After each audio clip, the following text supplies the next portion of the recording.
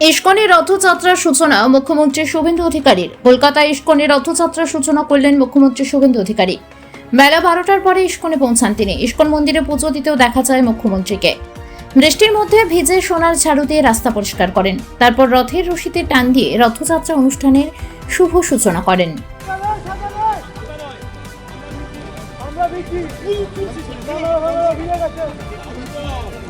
মুখ্যমন্ত্রী বৃষ্টি মাথায় নিয়ে ফুল হাতে তিনি উপাসনায় মগ্ন এবং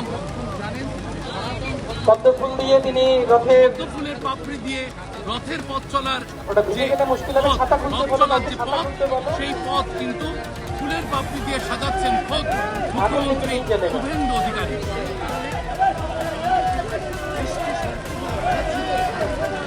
জয় জগন্নাথ, হরি বলো। আর ইস্কন সহ আমরা সবাই পুণ্যাতিধন্য যে তিনি প্রথমবার এই বাংলায় হলো রথে তিনি সহযোগিতা প্রদান করেছেন আমাদের সবাইকে। ইতিহাসে কোনোদিন হয়নি।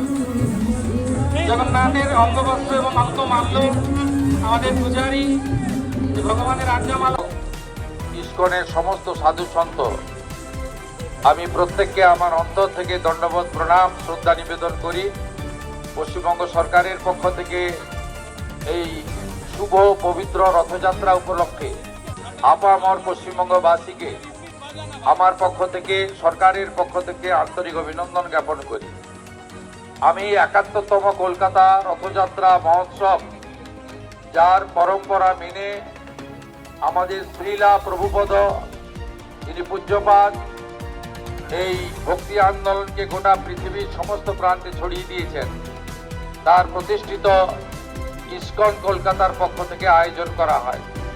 আমি গর্বিত, আমি ধন্য যে ৭১তম রথযাত্রা উৎসবে শুভ লগ্নে আমি বেশ খানিকক্ষণ আগে এখানে পৌঁছে আমাদের পবিত্র মন্দিরে রাধা মাতা